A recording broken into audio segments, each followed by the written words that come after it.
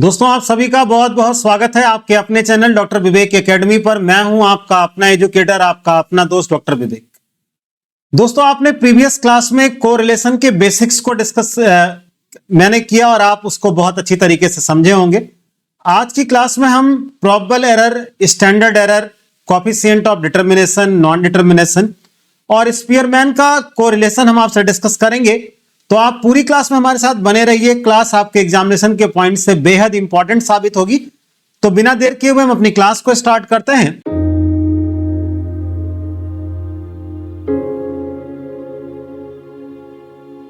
और आज की हमारी पहली टॉपिक है प्रोबेबल एरर। अब प्रोबेबल एरर, जिसको आप लोग शॉर्ट में हम लोग पीई के नाम से जानते हैं, तो प्रोबेबल एरर होता क्या चीज है ये आप समझिएगा। कह रहा है probable error is a difference resulting due to taking samples from the mass or population। कह रहा है कि पॉपुलेशन जब आप लेते हैं, यानी पॉपुलेशन से जब आप सैंपल लेते हैं तो जो एरर एराइज होता है उस चीज को यानी प्रोबेबल एरर के नाम से ये बता रहे हैं। अब कह रहा है probable error is an amount if added to and subtracted या deducted from the coefficient of correlation produces a range between which coefficient of correlation of other groups selected from the same series at random will fall। कहने का मतलब आप बहुत ही easy language में सुन लें।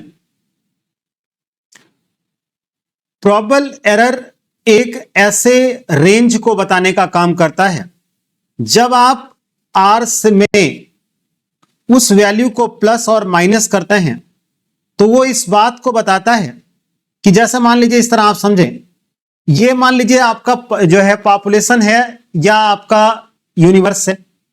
आपने इसमें से सैंपल लिया और इसका कोरिलेशन निकाला, किसी और ने और सैंपल लिया उसका कोरिलेशन निकाला, किसी और ने सैंपल लिया उसका कोरिलेशन निकाला।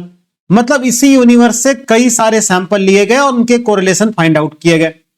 तो जो प्रोबेबल एरर है वो ये बताने का काम करता है कि अगर एक ऐसी लिमिट जिसे हम आर में प्लस और माइनस कर दें तो हमें उसकी लोअर लिमिट और अपर लिमिट का पता लग जाएगा।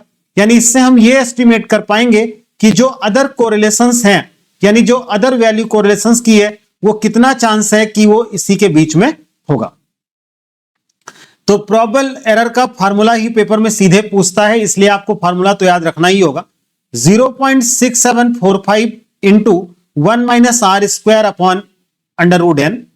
0.6745 का मतलब होता है 2/3। ये 2/3 एक कांस्टेंट नंबर है, आर कोएफिशिएंट ऑफ कोरिलेशन है और एन का मतलब नंबर ऑफ आइटम्स है।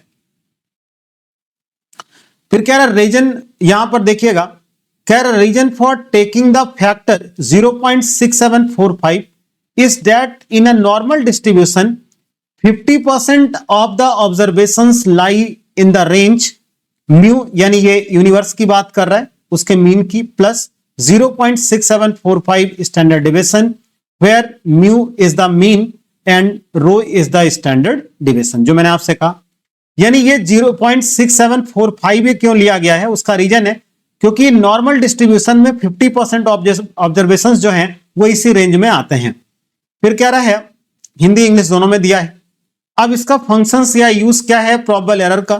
कह रहा determination of limits of coefficient of correlation, अगर इसकी लिमिट डिसाइड करनी है तो आर प्लस कर दीजिए प्रोबेबल एरर, जो फार्मूला आपने नोट किया, और आर माइनस कर दें। ये इसकी मैक्सिमम लिमिट है, ये इसकी लोअर लिमिट है। इससे हम इंटरप्रेट क्या करते हैं ये आप समझिएगा कोएफिशिएंट ऑफ कोरिलेशन से। अगर आर की वैल्यू कम है पीई से तो correlation is not at all significant, और अगर आर की वैल्यू ज्यादा है 6 पीई से तो इसका मतलब ये महत्वपूर्ण संबंध यहां पर है, ये इंपॉर्टेंट है, इसलिए याद रखिएगा। In other situations nothing can be concluded with certainty. यानी कहने का मतलब अगर आर की वैल्यू कम है प्रोबेबल एरर से तो इसका मतलब जो कोरिलेशन है वो बहुत महत्वपूर्ण नहीं है। अगर आर की वैल्यू ज्यादा है 6 पीई से, यानी प्रोबेबल एरर की वैल्यू कैलकुलेट करिए, 6 से मल्टीप्लाई करिए, तो इसका मतलब वहां पर जो संबंध है वो एक महत्वपूर्ण है, यानी स्ट्रेंथ वाला है। और अगर इन दोनों में ऐसा कुछ नहीं है, तो निश्चय के साथ कुछ भी नहीं कहा जा सकता। अब प्रोबेबल एरर कब आप यूज करेंगे, ये चीज आपको समझना है। कह रहा है data must have been drawn from normal population, random sample होना चाहिए, आर कंप्यूट किया गया हो सैंपल से, और the number of items should be large enough, यानी जो आपने नंबर्स लिए हैं वो बहुत ना छोटे हों और ना बहुत बड़े हों। प्रोबेबल एरर के बाद एक टॉपिक आपकी और आती है स्टैंडर्ड एरर की। देखिए फार्मूला आपको याद रखना होगा, ये कंफर्म है। प्रोबेबल एरर और स्टैंडर्ड एरर में फार्मूला आप देखिएगा, वहां पर 0.6745 इंटू ये वैल्यू लिखी हुई थी, तो यहां पर वो चीज हट जाएगा, तो standard error is considered better than probable error. इसमें अगर आपको लिमिट्स इसकी निकालनी है तो इसका मिनिमम R-3 स्टैंडर्ड एरर और R+3 standard error. Probable error of R can also be calculated from the standard error. वही चीज अगर आपको स्टैंडर्ड एरर पता है तो उससे आप प्रोबेबल एरर को कैलकुलेट कर सकते हैं। देखिए अभी तक की स्लाइड में आपको पेपर के पॉइंट से जो चीज याद रखना बेहद महत्वपूर्ण है वो ध्यान रखिएगा। एक तो प्रोबेबल एरर का फार्मूला क्या होता है ये, और दूसरा आपको जो चीज याद रखना है वो स्टैंडर्ड एरर का क्या फार्मूला है, ये जो दोनों चीजें आपको याद रखनी। और जो आपको बताया कि आर की वैल्यू अगर कम है प्रोबेबल एरर से तो क्या है, आर की वैल्यू अगर ज्यादा है 6 प्रोबेबल एरर से तो इसका सेंस क्या है। ये इतना टॉपिक आप तैयार करिएगा, इन्हीं 4 में से मैं उम्मीद करता हूं एक क्वेश्चन तो आपको मिल ही जाएगा। फिर देखिएगा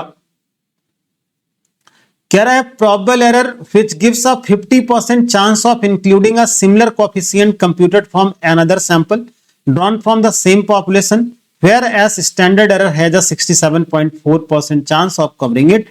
ये आपके लिए बेहद इंपॉर्टेंट समझिएगा, यानी प्रोबेबल एरर ये बताता है कि 50% चांस है कि जो आपने दूसरा आर कैलकुलेट किया है वो उससे मैच करेगा, और स्टैंडर्ड एरर बताता है कि 67.45% चांस है कि वो उससे मैच करेगा। तो ये दोनों परसेंटेज आपको याद रखने हैं।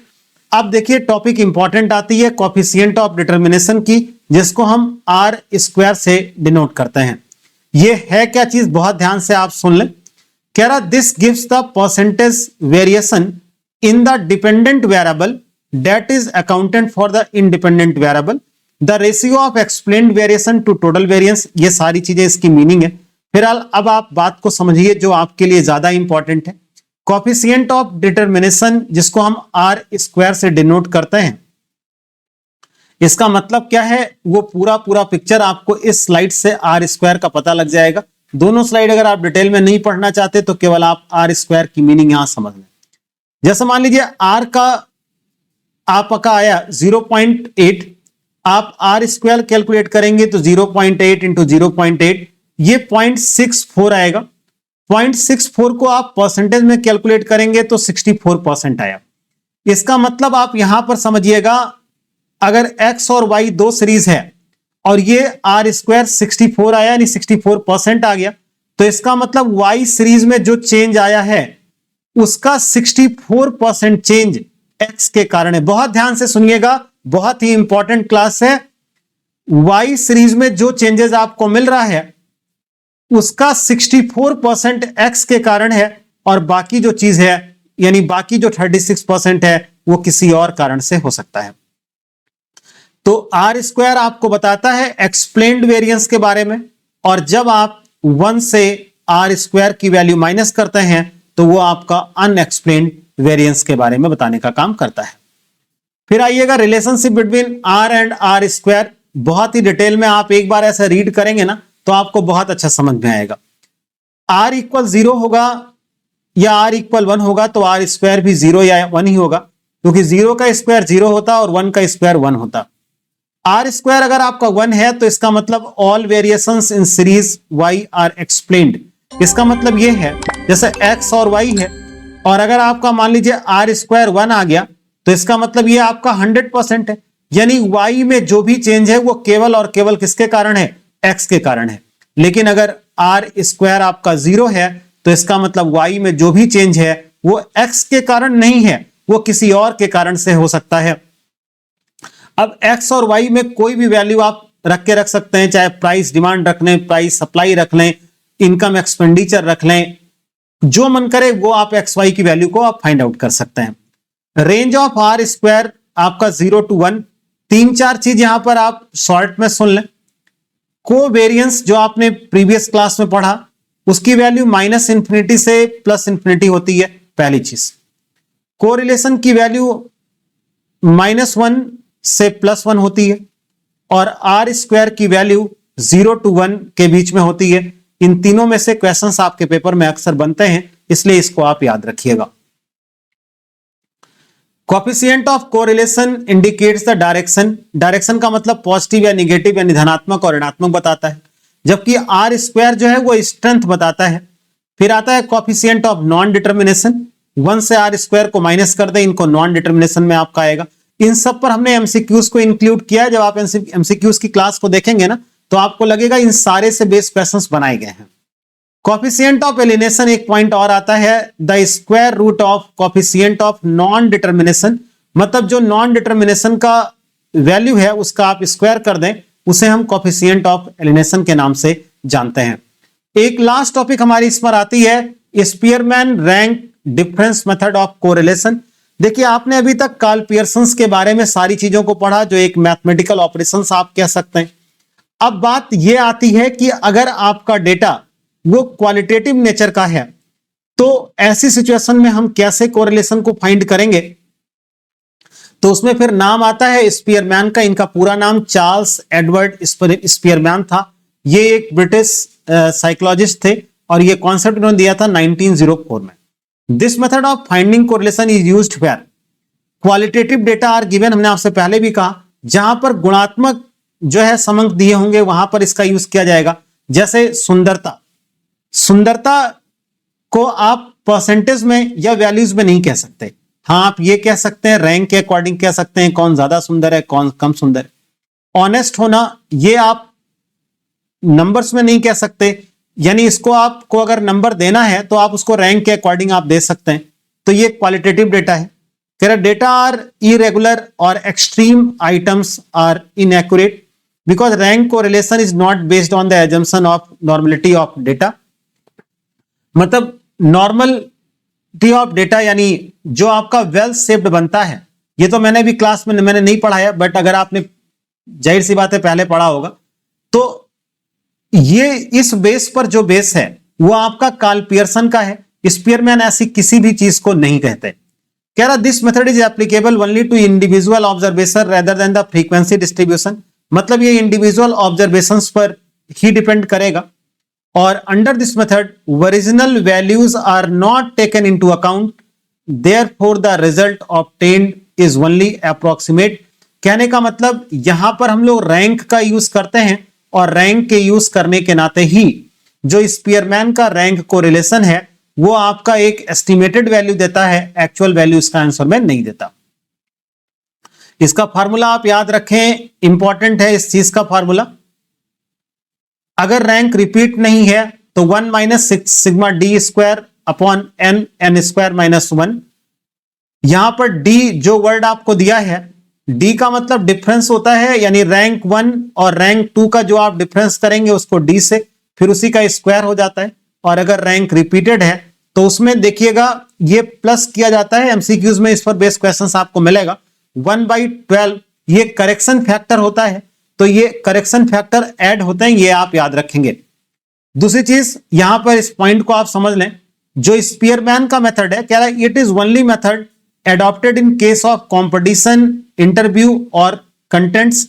मतलब जितनी ये सौंदर्य प्रतियोगिताएं या बाकी जितनी प्रतियोगिताएं होती हैं, जो आपके इंटरव्यू होंगे, उन सब में अगर ये देखना हो कि जैसे मान लीजिए 3 पैनलिस्ट बैठाए गए, उसमें तीनों के जो नंबर दिए गए, जैसे मान लीजिए 3 लोग बैठे हैं तो तीनों ने कोई ना कोई बच्चों में रैंक दिया होगा, तो हमें यह पता करना है क्या इनके बीच में कोई रिलेशन है या नहीं है।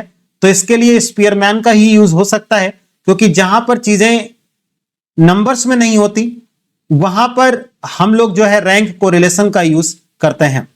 लास्ट टॉपिक इसमें आती है कॉन्करेंट डिविजन मेथड। देखिए ये भी कोरिलेशन फाइंड करने का एक मेथड है, लेकिन इस मेथड का यूज जो आप करेंगे जहां पर शॉर्ट टर्म फ्लक्चुएशंस ज्यादा होते हैं वहां पर इसका यूज किया जाता है। और एक इंपॉर्टेंट बात समझ लें कि ये केवल आपको डायरेक्शन बताएगा, यानी अगर इसका आंसर प्लस में है या माइनस में है, तो अगर इसका आंसर प्लस में है तो आप ये समझिएगा कि ये पॉजिटिव है, यानी ये, और माइनस में है तो ये आपका निगेटिव है। ये डिग्री नहीं बताता, तो कॉन्करेंट डिविजन मेथड्स का उतना आपको यूज नहीं समझना। पेपर के पॉइंट से आपको जो प्रीवियस की क्लास थी वो बहुत अच्छे से तैयार करनी है। उसके बाद प्रोबेबल एरर आप अच्छे से पढ़ लें, स्टैंडर्ड एरर के बारे में पूरा आप पढ़ लीजिए, और स्पीयरमैन का कहां पर यूज होता है और उसका क्या फॉर्मूला है, केवल इतना आप पढ़ लें। इन दोनों ही क्लास पर बेस 50 MCQs की क्लास नेक्स्ट क्लास में आपको मिलेगी, यानी कोरिलेशन की पूरी जो समरी है उन पर ये 50 क्वेश्चंस मैंने नोट किए, और आप इन क्वेश्चंस को पढ़ने के बाद जो भी आपको क्लास से रिलेटेड डाउट्स होंगे वो सारे डाउट्स आपके एकदम हमेशा के लिए खत्म हो जाएंगे और आपका कॉन्सेप्ट बहुत अच्छे से क्लियर हो जाएगा। तो आप बने रहें हमारे साथ। आपको अगर क्लास अच्छी लगी हो तो क्लास को आप लाइक करें, चैनल पर नए हैं तो सब्सक्राइब करें। मिलते हैं एक नई क्लास में नए कंटेंट के साथ में, तब तक के लिए आप सभी का बहुत बहुत धन्यवाद।